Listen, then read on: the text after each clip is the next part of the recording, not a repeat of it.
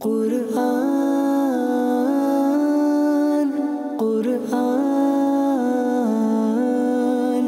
কুরআন কুরআন আলহামদুলিল্লাহি রাব্বিল আলামিন ওয়াসসালাতু ওয়াসসালামু আলা সাইয়্যিদিল মুরসালিন আম্মা বা'দ ফাআউযু বিল্লাহি মিনাশ শাইতানির রাজীম বিসমিল্লাহির রহমানির রহিম আসসালাতু ওয়াসসালামু আলাইকা ইয়া রাসূলুল্লাহ ওয়া আলা আলিকা ওয়া আসহাবিকা ইয়া হাবিবাল্লাহ আসসালাতু ওয়াসসালামু আলাইকা ইয়া নবিয়াল্লাহ ওয়া আলা আলিকা ওয়া আসহাবিকা ইয়া নূরাল্লাহ। অনুষ্ঠানের নাম সহজ দরসে কোরআন। সূরাতুল বাকারার দরস জারি আছে। সূরাতুল বাকারার প্রাথমিক বিষয়বস্তুতে বনি ইসরাইলের ঘটনাবলী বড় অধিক হারে বর্ণনা করা হয়েছে। এখান থেকে আমরা যখন কোরআন মজিদের আয়াত নম্বর 40 থেকে কোরআনে মজিদের দরস শুনব, এখানে বনি ইসরাইলকে সম্বোধন করা শুরু হয়েছে। বনি ইসরাইল কারা? ইসরাইল হযরতে ইয়াকুব আলাইহিস সালাতু ওয়াস সালামের লকব ছিল। তার যে সন্তান তাদেরকে বনি ইসরাইল বলা হয়। এদের মধ্যে হযরত ঈসা আলাইহিস সালাম তশরিফ এনেছেন, এদের মধ্যে হযরত মুসা আলাইহিস সালাম তশরিফ এনেছেন এবং অধিক হারে আম্বিয়া কেরাম বনি ইসরাইলে তশরিফ এনেছেন। এবং বনি ইসরাইল অর্থাৎ ইহুদি এবং খ্রিস্টান, তারা নবী পাক সাল্লাল্লাহু আলাইহি সাল্লামের পবিত্র যুগেও মদিনা শরীফে বসবাস করত। সেজন্য তাদেরকে বারবার সম্বোধন করা হয়েছে যে এখন আল্লাহ তাআলার আখেরি নবী হযরত মুহাম্মদ মুস্তাফা সাল্লাল্লাহু আলাইহি সাল্লাম তশরিফ এনেছেন, তোমরা তার উপর ঈমান আনো।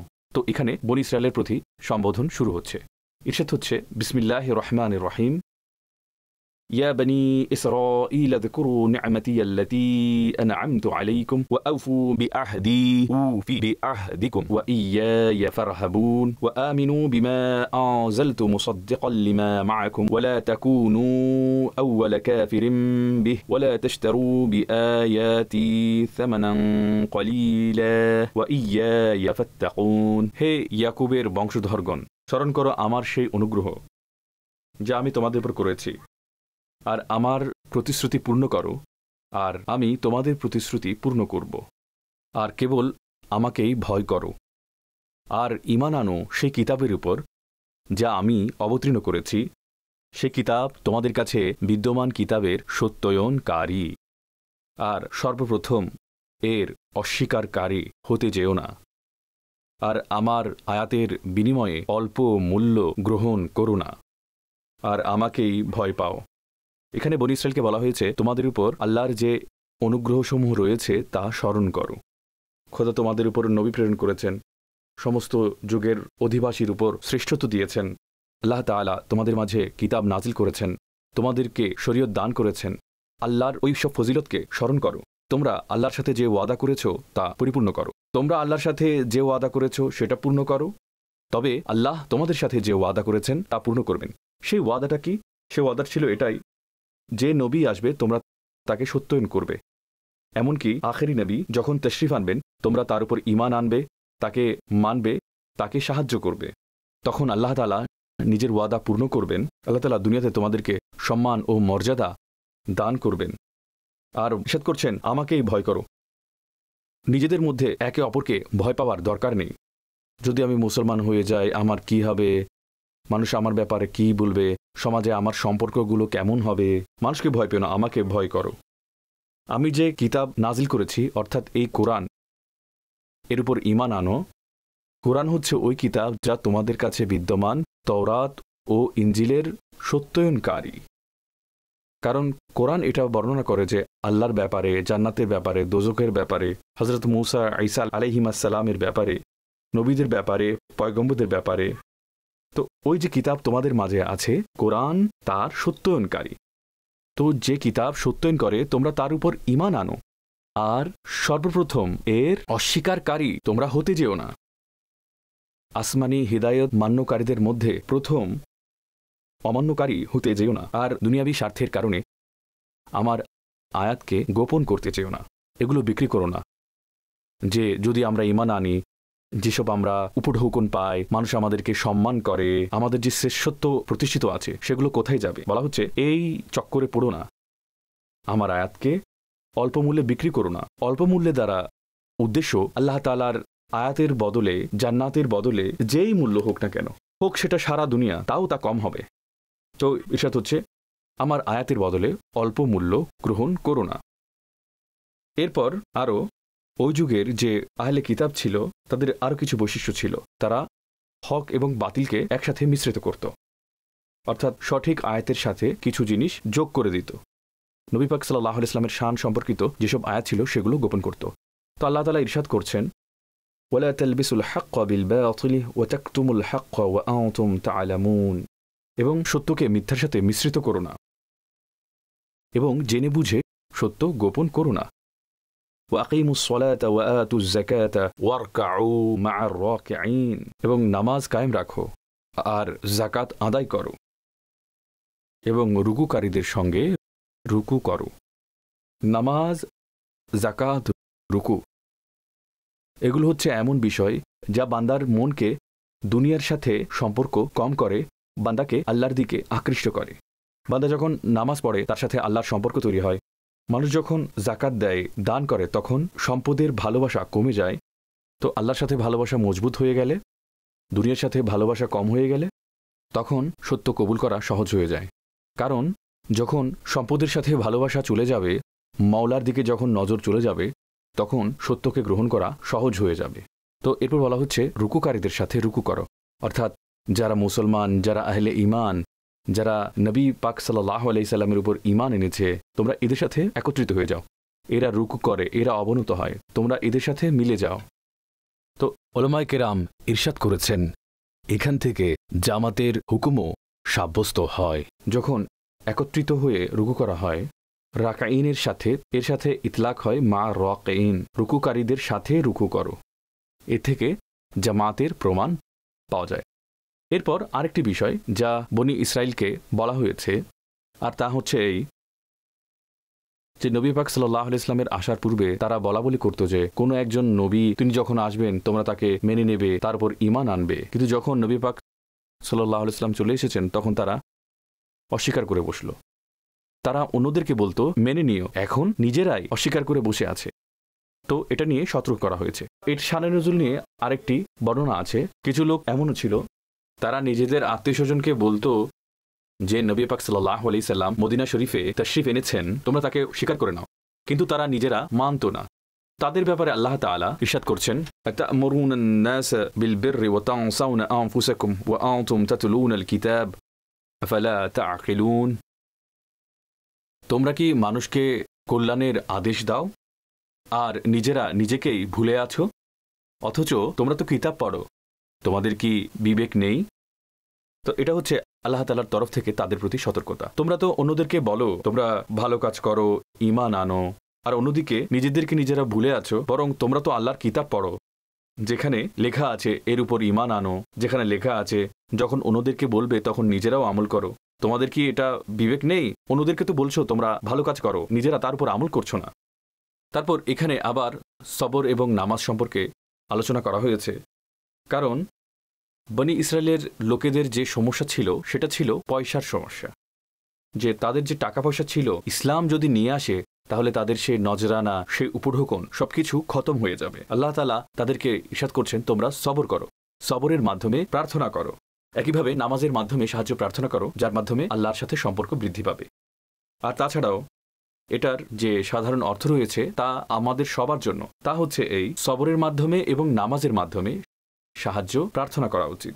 কেউ যদি সবর করে এবং নামাজ পড়ে আল্লাহ তাআলা তাকে সাহায্য করেন। ইরশাদ হচ্ছে ওয়াস্তাঈনু বিস-সাবরি ওয়াস-সালাহ ওয়া ইন্নাহা লাকাবীরাতুন ইল্লা আলাল খাশিঈন আল্লাযীনা ইয়াযুন্নুনা আন্নাহুম মুলাকু রাব্বিহিম ওয়া আন্নাহুম ইলাইহি রাজিউন।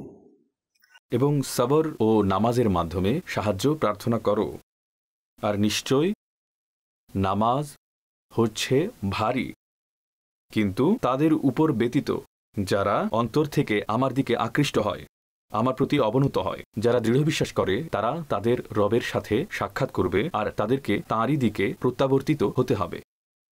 বলা হচ্ছে নামাজের যে বিষয়টি সেটা কঠিন বিষয়।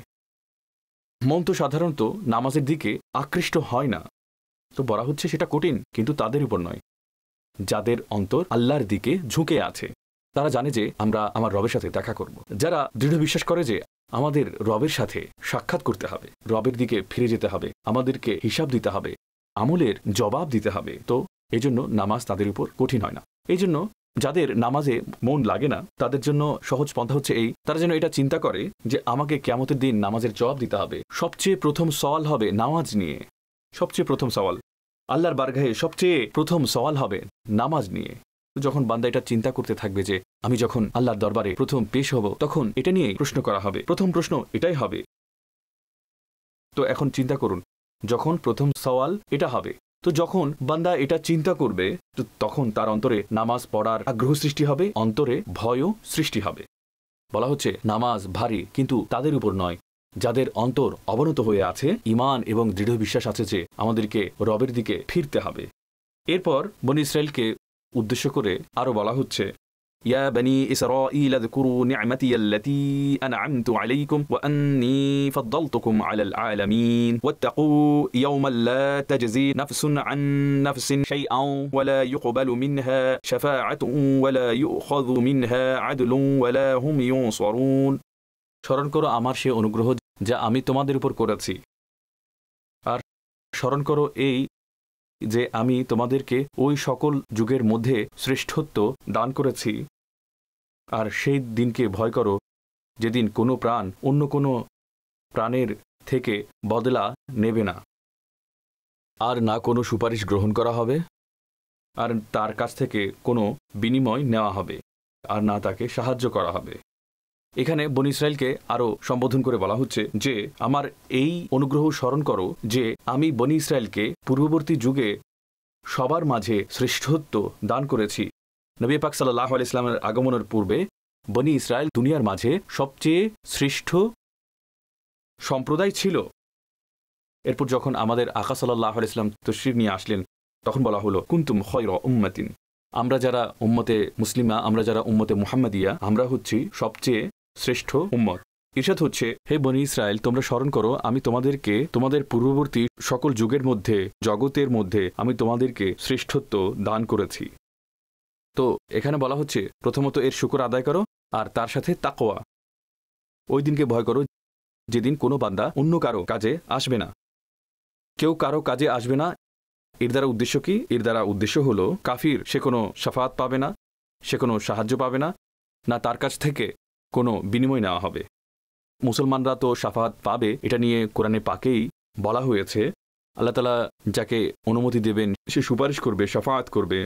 আমাদের নবী সাল্লাল্লাহু আলাইহি সাল্লাম শাফাত করবেন, সকল নবী শাফাত করবেন, উলামায়ে কেরাম শাফাত করবেন, হাজি শাফাত করবেন, হাফেজে কোরআন করবেন, অলিয়া কেরাম করবেন। তো এটা নিয়ে অসংখ্য আয়াত রয়েছে এবং হাদিস রয়েছে। তো এখানে এর দ্বারা উদ্দেশ্য হচ্ছে যদি সে কাফির হয় তবে শাফাত তার কোনো কাজে আসবে না, তার কাছ থেকে কোনো বিনিময় নেওয়া হবে না, তার জন্য কোনো সাহায্যও হবে না। এরপর আল্লাহ তাআলা তার আরও অধিক অনুগ্রহ বর্ণনা করেছেন, ইরশাদ করছেন, وَإِذْ نَجَّيْنَاكُمْ مِنْ آلِ فِرْعَوْنَ يَسُومُونَكُمْ سُوءَ الْعَذَابِ يُذَبِّحُونَ أَبْنَاءَكُمْ وَيَسْتَحْيُونَ نِسَاءَكُمْ وَفِي ذَلِكُمْ بَلَاءٌ مِّن رَبِّكُمْ عَظِيمٌ। আর স্মরণ করো যখন আমি তোমাদেরকে ফেরাউনের সম্প্রদায় হতে নাজাত দিয়েছিলাম, যে অনেক কঠিন শাস্তি প্রদান করত, তোমাদের পুত্রদেরকে জবাই করত এবং তোমাদের স্ত্রীদেরকে জীবিত রাখত। আর এখানে তোমাদের রবের পক্ষ হতে বড় পরীক্ষা ছিল। এখানে যে বনী ইসরায়েলের উপর অনেক বড় জুলুম ছিল, ফিরাউন স্বপ্ন দেখেছিল একটা বাচ্চা জন্মগ্রহণ করেছে, সে সেটার ব্যাখ্যা জানতে চাইল এবং সে ব্যাখ্যায় জানতে পারল যে বনী ইসরায়েলে একটা সন্তান জন্ম নেবে যে ফিরাউনের শাসনকে শেষ করে দেবে। ফিরাউন হুকুম জারি করল বনী ইসরায়েলের মধ্যে যে পুত্র সন্তান জন্মগ্রহণ করবে তাকে হত্যা করবে, কন্যা সন্তানকে ছেড়ে দেবে, পুত্রদেরকে হত্যা করবে। তো বনী ইসরায়েলের ছেলেদেরকে হত্যা করা শুরু করে দিল এবং কন্যাদেরকে তারা ছেড়ে দিল। তো এখানে সে বিষয়ে বলা হচ্ছে যে স্মরণ করো যখন এই ধরনের অত্যাচার চলছিল। তারপর কি হলো, আল্লাহ তাআলা মুসা আলাইহিস সালামকে প্রেরণ করলেন, তার মাধ্যমে তাদেরকে ফিরাউন থেকে নাজাত দিলেন। নাজাত কিভাবে পাওয়া গেল তা নিয়ে সামনে আলোচনা করা হচ্ছে। وَإِذْ فَرَقْنَا بِكُمُ الْبَحْرَ فَأَنْجَيْنَاكُمْ وَأَغْرَقْنَا آلَ فِرْعَوْنَ وَأَنْتُمْ تَنظُرُونَ। আর স্মরণ করো যখন আমি তোমাদের জন্য সমুদ্রকে বিচ্ছিন্ন করলাম, আর আমি তোমাদেরকে রক্ষা করলাম এবং ফিরাউনের সম্প্রদায়কে তোমাদের সামনে ডুবিয়ে দিলাম। তো এটা ছিল ফিরাউনের ব্যাপার, যে মুসা আলাইহিস সালাম বনি ইসরায়েলের সাথে বের হলেন, পিছে ফিরাউন চলে এলো। ফিরাউন খবর পেল যে মুসা আলাইহিস সালাম তাদেরকে নিয়ে চলে যাচ্ছেন। তো ফিরাউন তার সৈন্যবাহিনী এবং সবাই তার পেছনে ধাওয়া করল। এরপর সামনে নদী এসে গেল। মুসা আলাইহিস সালাম যখন নদীর সামনে পৌঁছলেন, আল্লাহ তাআলা নদীর মাঝখানে রাস্তা তৈরি করে দিলেন। মুসা আলাইহিস সালামকে নির্দেশ করলেন, তোমার লাঠি রাখো। লাঠি রাখলেন, নদীর মাঝখানে রাস্তা তৈরি হয়ে গেল, শুকনো রাস্তা। বনি ইসরায়েল তা দিয়ে পার হয়ে গেল। পার হয়ে আরেক পারে তারা দাঁড়িয়ে গেল। ফিরাউনেরা দেখল রাস্তা তো তৈরি আছে, তারাও তাতে দৌড় দিল। তো যখন ফিরাউন তার সমস্ত সৈন্যবাহিনী নিয়ে রাস্তাতে ঢুকে পড়ল, আল্লাহ তাআলা তাদেরকে ডুবিয়ে দিলেন, একেবারে সবাই ডুবে গেল। তো বনি ইসরাইলের চোখের সামনে ফিরাউন তার লস্কর সমেত পানিতে ডুবে গেল। তো ইরশাদ করা হচ্ছে, দেখো তোমাদের উপর রব কিরকম অনুগ্রহ করেছেন, যে নদী দিয়ে তোমাদেরকে পার করিয়ে দিয়েছেন সেখানে ফিরাউনকে ডুবিয়ে দিয়েছেন। বলা হচ্ছে তোমরা তা স্মরণ করো। তারপর এই ঘটনা হলো যে ইরশাদ হচ্ছে, ওয়াইদ ওয়া'আদনা মূসা 40 লাইলাতান সুম্মা ইত্তাখাযতুমুল ইজলা মিন বা'দিহি ওয়া আনতুম যালিমুন সুম্মা আফাওনা আনকুম মিন বা'দি যালিকা লাআল্লাকুম তাশকুরুন। আর স্মরণ করো যখন আমি মূসার সাথে 40 রাতের ওয়াদা করেছিলাম, তারপর তার পেছনে তোমরা বাছুরের পূজা শুরু করে দিলে, আর তোমরা অবশ্যই জালিম ছিলে। এরপরে আমি তোমাদেরকে ক্ষমা দান করলাম যাতে তোমরা শকর আদায় করো। তো এটা অনেক বেশি আশ্চর্যজনক একটা ঘটনা ছিল। আল্লাহ তাআলা মুসা আলাইহিস সালামকে বললেন যে কোহে তুরে আগমন করো 30 রাতের জন্য। 30 রাতের জন্য আসো, আমি তোমাকে কিতাব দান করব, তাওরাত দান করব। মুসা আলাইহিস সালাম গেলেন। 30 রাতের কথা ছিল, আল্লাহ তাআলা 10টি রাত বাড়িয়ে সেটাকে 40 করে দিলেন। তো এখানে বলা হচ্ছে আল্লাহ তাআলা 40 রাতের ওয়াদা করেছেন। তো এখানে ঘটনা হলো এই যে মুসা আলাইহিস সালাম গেলেন পাহাড়ে, তার পশ্চাতে রয়ে গেলেন হযরত হারুন আলাইহিস সালাম। তার যে সম্প্রদায় ছিল মুসা আলাইহিস সালামকে খুব বেশি ভয় করত, হারুন আলাইহিস সালামকে অত বেশি ভয় পেত না। তখন তারা কাজ করলো, সামেরির চক্করে পড়ে গেল, একটা বাচ্চা বানিয়ে তার পূজা শুরু করে দিল। মুসা আলাইহিস সালাম ফিরে এসে দেখলেন তার সম্প্রদায় কি কাজ করছে। স্বর্ণের বাছুর তারা তৈরি করেছে, সবাই মিলে সেজদা করছে। তো তখন তিনি খুবই রাগান্বিত হলেন। তারপর তিনি সেখানে রাগের বহিঃপ্রকাশ করলেন। এরপর যে ঘটনাগুলো রয়েছে সামনে আসছে, কিভাবে তওবা করেছে। এখানে যাই হোক, এটাই হয়েছে যে মানুষ যখন তওবা করেছে আল্লাহ তাআলা তাদেরকে ক্ষমা করে দিয়েছিলেন। এই জন্য বলা হয়েছে আমি তারপরও তোমাদেরকে ক্ষমা করে দিয়েছি। বস্তুত তোমাদের আচরণ ছিল খুবই ভয়ঙ্কর, যে আল্লাহর নবী তোমাদের মাঝে বিদ্যমান আছেন, একজন নবী গেছেন, তিনি আবার ফিরে আসবেন। তোমরা নবীর উপস্থিতিতে এই ভয়ঙ্কর কাজ করলে, বাছুরের পূজা শুরু করে দিলে। কিন্তু বলা হচ্ছে রব তা সত্ত্বেও দয়া করলেন, তাদেরকে ক্ষমা করে দিলেন। তোমরা শুকর করো যে আল্লাহ তাআলা আমাদেরকে ক্ষমা করেছেন। এরপর মুসা আলাইহিস সালামের যে কিতাব পেয়েছেন সে ব্যাপারে বলা হচ্ছে, ওয়াইদ আতাইনা মূসাল কিতাবা ওয়াল ফুরকানা লাআল্লাকুম তাহতাদুন। আর স্মরণ করো যখন আমি মুসাকে কিতাব দান করলাম এবং সত্য ও মিথ্যার মাঝে পার্থক্য করা, এটা দান করলাম যাতে তোমরা হিদায়াত প্রাপ্ত হয়ে যাও। তো এটা আল্লাহ তাআলা অনুগ্রহ করলেন। এরপরে বনি ইসরাইল বাছুরের পূজা করেছিল, তাদের তওবা কিভাবে হয়েছিল তা নিয়ে বর্ণনা করা হচ্ছে। ইরশাদ হচ্ছে, وَإِذْ قَالَ مُوسَى لِقَوْمِهِ يَا قَوْمِ إِنَّكُمْ ظَلَمْتُمْ أَنفُسَكُمْ بِاتِّخَاذِكُمُ الْعِجْلَ فَتُوبُوا إِلَى بَارِئِكُمْ فَاقْتُلُوا أَنفُسَكُمْ ذَلِكُمْ خَيْرٌ لَكُمْ عِندَ بَارِئِكُمْ فَتَابَ عَلَيْكُمْ إِنَّهُ هُوَ التَّوَّابُ الرَّحِيمُ। স্মরণ করো যখন মুসা তার সম্প্রদায়কে বলল, হে আমার সম্প্রদায়, তোমরা বাছুরকে মাবুদ বানিয়ে নিজের প্রাণের উপর জুলুম করেছ। সুতরাং এখন নিজের সৃষ্টিকর্তার দরবারে তওবা করো। এইভাবে তোমরা নিজেদের লোকদের হত্যা করো। এটা তোমাদের সৃষ্টিকর্তার কাছে তোমাদের জন্য উত্তম। তো সুতরাং তিনি তোমাদের তওবা কবুল করলেন। নিশ্চয়ই তিনি অধিক তওবা কবুলকারী, দয়াবান।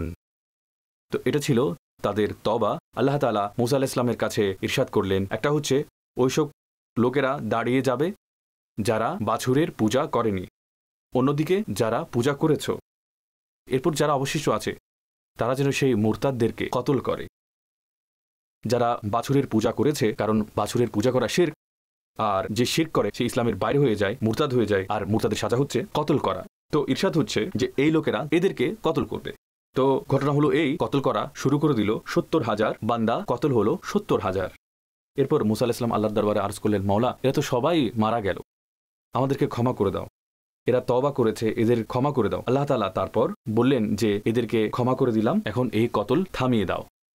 তো এটা ছিল তাদের তওবা করার পদ্ধতি। তো আল্লাহ তাআলা ইরশাদ করছেন যে এটা তোমাদের জন্য উত্তম, অর্থাৎ এই যে ৭০,০০০ বান্দা যাদেরকে শাস্তি স্বরূপ কতল করা হয়েছে, এদের কতল করা এটা উত্তম এই কারণে যে তারা আল্লাহর আযাব থেকে বেঁচে যাবে। দুনিয়াতে তাদের জান চলে গেলেও আখিরাতের আযাব থেকে তারা বেঁচে যাবে। তো এটা ছিল তাদের তওবার পদ্ধতি। তারপর আরও একটি আশ্চর্যকর ঘটনা ঘটেছে। বনি ইসরায়েলের কাজ কিছুটা এরকম ছিল যে তারা আশ্চর্য রকম জিনিস চাইত। মুসা আলাইহিস সালাম যখন তাদেরকে বললেন যে আল্লাহ তাআলা আমার সাথে কালাম করেন, আমাকে কিতাব দান করেছেন, তো তার সম্প্রদায়ের লোকেরা বলল যে আমাদেরকেও একটু শোনান, আল্লাহ তাআলা যে কালাম করে আমরাও একটু শুনতে চাই। তো মুসা আলাইহিস সালাম তার সাথে ৭০ জন ব্যক্তিকে নিয়ে গেলেন। ৭০ জন ব্যক্তিকে নিয়ে গেলেন, আমি যখন কালাম করব তখন তোমরা শুনতে পারবে। তো আচ্ছা, যখন মুসা আলাইহিস সালাম কালাম করলেন, এই যে ৭০ জন ব্যক্তি ছিল যে তারা বলতে লাগলো এই এতটুকু শোনা আমাদের জন্য যথেষ্ট নয়, আমরা ততক্ষণ পর্যন্ত হে মুসা তোমার কথা মানব না যতক্ষণ পর্যন্ত আমরা আল্লাহকে দেখতে পাবো না। প্রথমে তারা শোনার কথা বলল, পরে বলল যে ততক্ষণ পর্যন্ত তোমার কথা মানব না যতক্ষণ পর্যন্ত আমরা আল্লাহকে দেখতে পাবো। তো এখন এত বড় দাবি, তো এরপর কি হলো যে বজ্র এবং গর্জন সেটা সৃষ্টি হলো এবং ৭০ জন ব্যক্তি মারা গেল। এখানে আল্লাহ তাআলা সে ব্যাপারে ইরশাদ করছেন। আচ্ছা, তারপর কি হলো? মুসা আলাইহিস সালাম বললেন যে মওলা, এরা তো সবাই মরে গেল, আমি যখন ফিরে যাব তারা বলবে যে মুসা এদেরকে হত্যা করেছে, হে আল্লাহ এদেরকে জীবিত করে দাও, এরা তো অন্য একটি অপবাদ আমার উপর আরোপ করবে। আল্লাহ তাআলা মুসা আলাইহিস সালামের আবেদনে সেই ৭০ জন ব্যক্তিকে আবার জীবিত করলেন। এরপর সবাই ফিরে গেল, সবাই মেনে নিল যে সত্যিকার অর্থে মুসা আলাইহিস সালাম আল্লাহর সাথে কালাম করেন। তো এখন সেই ব্যাপারে ইরশাদ হচ্ছে, বলা হচ্ছে ওয়াইদ কুলতুম ইয়া মূসা লান নুমিনা লাকা হাত্তা নারাল্লাহ জাহরাতান ফাআখাযাতকুমুস সাইকাতু ওয়া আনতুম তানজুরুন থুম্মা বা'আথনাকুম মিন বা'দি মাউতিকুম লাআল্লাকুম তাশকুরুন। ইরশাদ হচ্ছে, এবং স্মরণ করো যখন তোমরা বললে হে মূসা আমরা কখনোই বিশ্বাস করব না যতক্ষণ পর্যন্ত আল্লাহকে প্রকাশ্যে দেখতে পাবো না। তো তোমরা দেখতে দেখতেই বজ্র তোমাদেরকে পাকড়াও করল, তারপর তোমাদের মৃত্যুর পরে আমি তোমাদেরকে জীবিত করলাম যাতে তোমরা শুকরিয়া আদায় করতে পারো। এরপর আরও একটি ঘটনা হলো যে মুসা আলাইহিস সালাম যখন তার কওমকে নিয়ে বের হলেন তখন এক ময়দানে গিয়ে তাদেরকে উদ্দেশ্য করে বললেন তোমরা ওই এলাকায় যাও, আমালিকা সম্প্রদায়ের সাথে তোমরা জিহাদ করো। তার সম্প্রদায় নানা ছল বাহানা শুরু করে দিল, তারা আমাদের থেকে অনেক বেশি শক্তিশালী, আমরা তাদের সাথে কিভাবে লড়াই করব, এই ধরনের অনেকগুলো কথা আসবে। কিন্তু তার আগে এই ঘটনা ঘটল, তারা যে ময়দানে ছিল সেখানে কোনো ছায়া ছিল না, কোনো খাবার দাবারের ব্যবস্থা ছিল না। তো বনী ইসরাইল বলল মুসা আলাইহিস সালাম আমরা তো এখানে এসে ফেসে গেছি, না কোনো খাবার দাবারের ব্যবস্থা আছে না কোনো ছায়া আছে, প্রচণ্ড রোদ, সেখানে আমরা খাওয়ার জন্য কিছুই পাচ্ছি না। তো আল্লাহ তাআলা তাদের জন্য তাদের ছায়া হিসেবে মেঘ প্রেরণ করলেন এবং খাওয়ার জন্য মান এবং সালওয়া নামে দুইটি বস্তু অবতীর্ণ করলেন। বসে বসে বিনামূল্যে তারা খাবার এবং ছায়া পেয়ে গেল। তো আল্লাহ তাআলা সেই অনুগ্রহের আলোচনা করছেন, ইরশাদ করছেন ওয়াযাল্লালনা আলাইকুমুল গামামা ওয়া আনজালনা আলাইকুমুল মান্না ওয়াসসালওয়া কুলু মিন তাইয়্যিবাতি মা রাযাকনাকুম ওয়া মা যালামুনা ওয়ালাকিন কানু আনফুসাহুম ইয়াযলিমুন। আর আমি তোমাদের উপর মেঘকে ছায়া বানিয়ে দিলাম এবং তোমাদের উপর মান্না ও সালওয়া অবতীর্ণ করলাম যে তোমরা আমার প্রদত্ত পবিত্র বস্তু খাও, আর এইসব লোকেরা আমার কোনো ক্ষতি করেনি, বরং নিজের প্রাণের উপর জুলুম করতে রইল। এটার উদ্দেশ্য কি? প্রথমে যে মান্না ও সালওয়া রয়েছে এর ব্যাপারে যে বিশুদ্ধ মত রয়েছে, অর্থাৎ এটা নিয়ে অনেক ধরনের মতামত আছে, মান্না দ্বারা এটা উদ্দেশ্য, সালওয়া দ্বারা এটা উদ্দেশ্য। তো উলামায়ে কেরাম বলছেন এর মধ্যে সবচেয়ে বিশুদ্ধ যে মত হলো সেটা হলো এই, মান্না যেটা আছে সেটা তুরানজাবিনের মতো একটি মিষ্টি বস্তু, একটি ছোট ফলের মতো মিষ্টি বস্তু, আর যেটা সালওয়া সেটা ছিল একটা ছোট পাখি। তো ছোট পাখি হাজার হাজার লাখো লাখো অবতীর্ণ হতো প্রতিদিন, আর এর সাথে যে ছোট মিষ্টি বস্তু ছিল সেটা গাছের উপরে শিশিরের মতো জমে যেত। তো বনী ইসরাইল প্রতিদিন গাছ থেকে তারা খেত, তারপর পাখি এবং তুরানজাবিনের মতো যে ফল ছিল সেগুলো খেত। তো আল্লাহ তাআলা কি ইরশাদ করেছেন? আল্লাহ তাআলা ইরশাদ করেছেন যে তোমরা যদিও খাও তা জমা করে রেখো না, যতটুকু ইচ্ছা খেয়ে নাও, এমন নয় যে কালকেও খেতে হবে সুতরাং মজুদ করো, আরও দেব। আল্লাহর উপর তাওয়াক্কুল করো, কালকে তোমাদের আরও দেব। কিন্তু বনী ইসরায়েলের লোকেরা কি করল? যদি আমাদের কালকে না মেলে, তারা মজুদদারি শুরু করে দিল। যখন মজুদদারি শুরু করলো তখন গড়বড় শুরু হয়ে গেল, যেগুলো মজুদ করেছিল সব নষ্ট হয়ে গেল, আর এই জন্য তাদের উপর আবার শাস্তি হলো। তো বলা হচ্ছে এই যে ঘটনা ঘটেছে, তারা আমার কোনো ক্ষতি করেনি, যে তারা আমার কথার উপর পুরোপুরি বিশ্বাস করেনি, তারপর তারা যেসব জিনিস পাচ্ছিল সেখানেও তাদের সমস্যা শুরু হলো। আচ্ছা, এরপর কি হলো? আল্লাহ তাআলা ইরশাদ করলেন যে অমুক শহরে যাও। এটার ব্যাপারেও বিভিন্ন মতামত রয়েছে। কেউ বলেছেন বাইতুল মুকাদ্দাসে যাও, অথবা বলা হচ্ছে অন্য আরেকটি জনপদে তোমরা প্রবেশ করো। তো যেই জনপদে তোমরা প্রবেশ করবে সেখানে গিয়ে খাও, পান করো। তো যখন তার দরজা দিয়ে তোমরা প্রবেশ করবে তখন সিজদা করবে, তারপর প্রবেশ করবে, অথবা ঝুঁকে সেখানে প্রবেশ করবে। আর মুখ দিয়ে কি বলবে? মুখ দিয়ে বলবে যে হিত্তাতুন। তো হিত্তাতুনের অর্থ কি? হে আল্লাহ, আমাকে ক্ষমা করে দাও। তো অবনত হয়ে অথবা সিজদা করে শহরে যেতে হবে এবং মুখে বলতে হবে যে হে আল্লাহ, আমাকে ক্ষমা করে দাও। কিন্তু বনী ইসরাইল, তারা বনী ইসরাইলি ছিল, তারা তাদের অভ্যাস থেকে ফিরে আসেনি। তারা কি করলো? তারা এই হিতাতুন শব্দটাকে অন্য একটি শব্দ দ্বারা বদলে দিল। হিতাতুনের অর্থ ছিল আমাদেরকে ক্ষমা করে দাও। তারা সেখানে নুন লাগিয়ে দিল, তো হয়ে গেল হিনতাতুন, যার অর্থ হচ্ছে বার্লি বা গম। তারা তা নিয়ে উপহাস করলো। তো যখন তারা এই কাজ করলো, আল্লাহ তাআলা আসমান থেকে আযাব অবতীর্ণ করলেন। আযাব কি ছিল? সেটা ছিল তাউন। এরা যে আল্লাহর বাণী নিয়ে উপহাস করত, এই জন্য আল্লাহ তাআলা তাদের উপর প্লেগ রোগ অবতীর্ণ করলেন, আর এ কারণে তাদের বিশাল সংখ্যক লোক মারা গেল।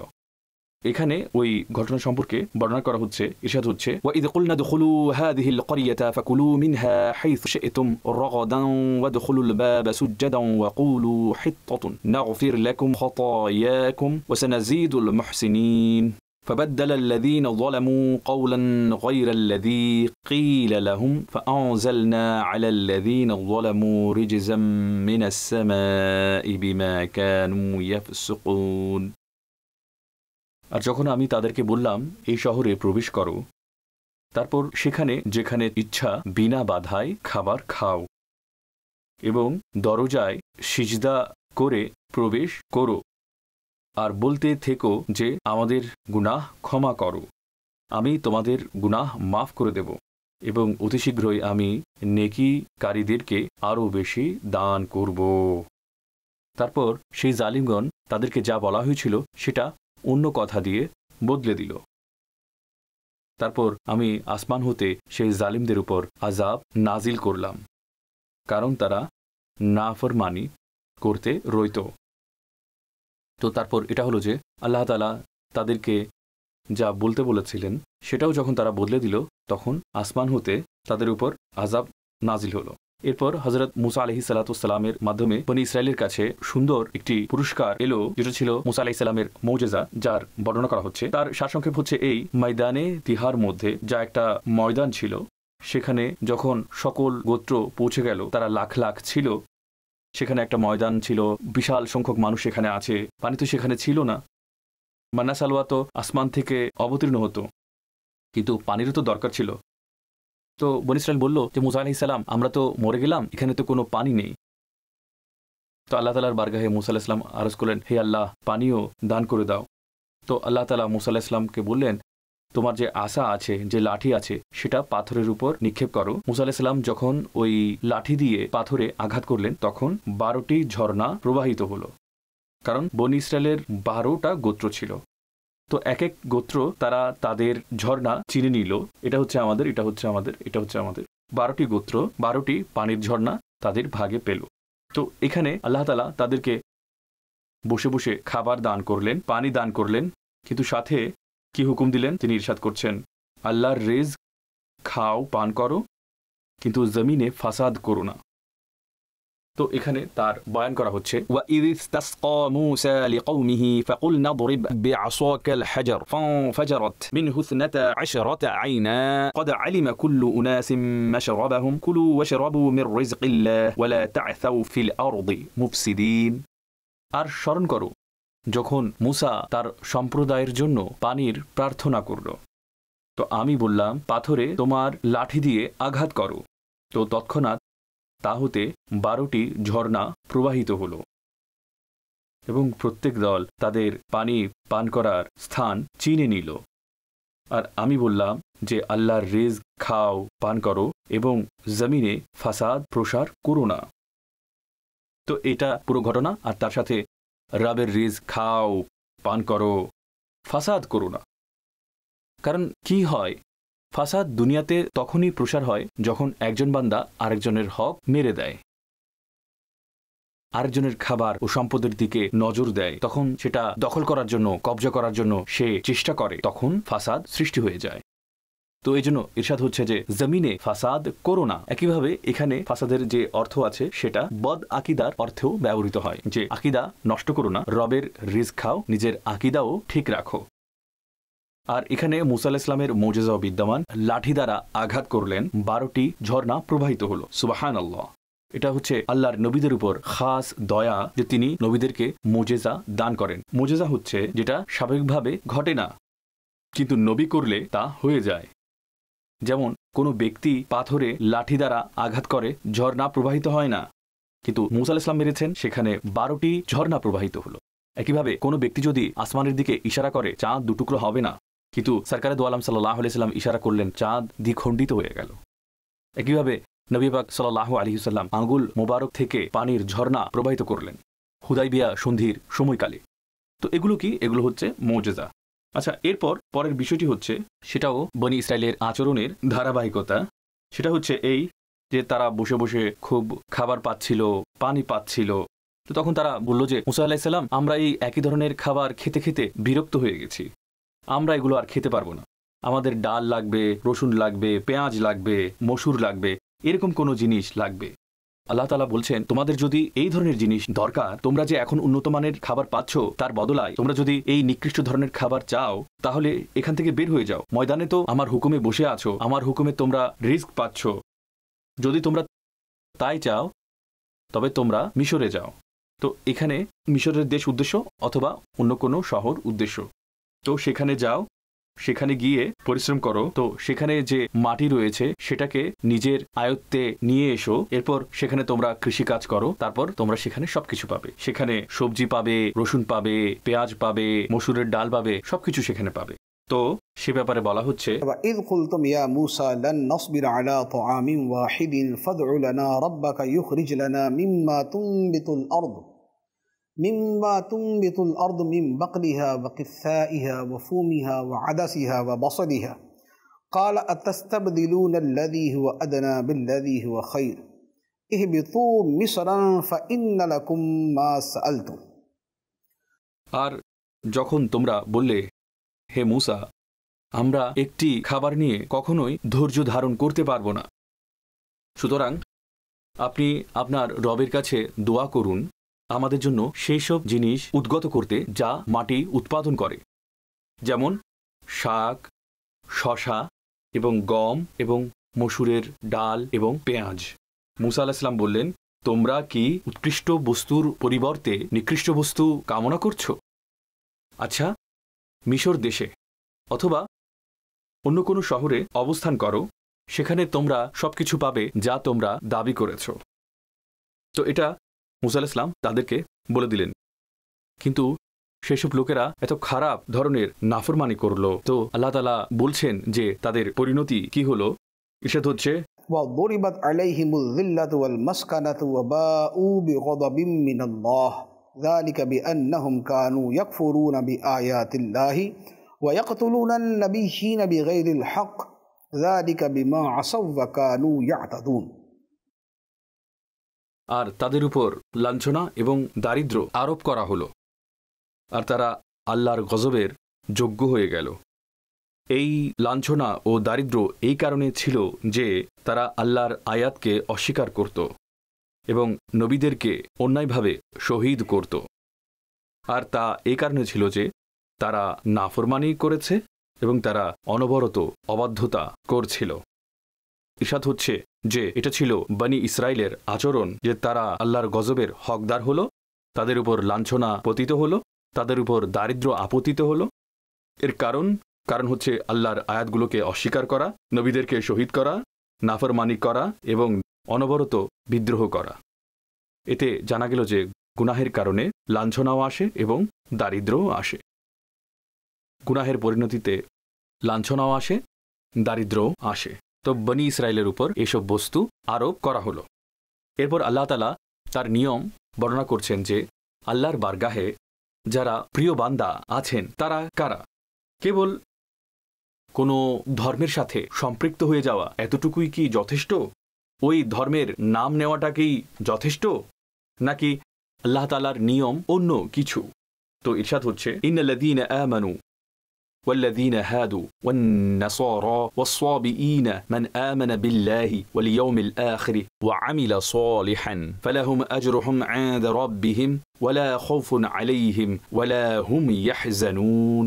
নিশ্চয়ই ঈমানদারগণ, তার সাথে ইহুদিগণ এবং খ্রিস্টানগণ এবং তারকা পূজকদের মাঝে যারাই সত্য মনে আল্লাহর উপর, আখিরাত দিবসের উপর ঈমান আনে এবং সৎ কাজ করে, তো তাদের সওয়াব তাদের রবের কাছে রয়েছে, আর তাদের কোনো ভয় হবে না, আর তারা চিন্তিতও হবে না। এই আয়াতে এটা বলা হচ্ছে যে যাদের পুরস্কার তাদের রবের কাছে রয়েছে, যারা কিয়ামতের দিন কোনো ভয় পাবে না, যারা চিন্তিত হবে না, তারা কারা হবেন?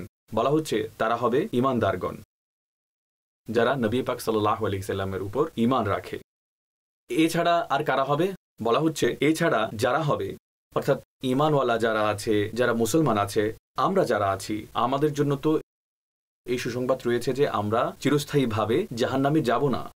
কিন্তু আমাদের ছাড়া আর কারা আছে? বলা হচ্ছে ইহুদিরা এবং তারকা পূজারীদের মাঝে যারা ঈমান এনেছে আল্লাহর উপরে এবং আখিরাতের উপরে এবং তারা সৎ কাজ করে, তো তারা পুরস্কার পাবে এবং তারা ভয় এবং চিন্তা থেকে মুক্তি পাবে।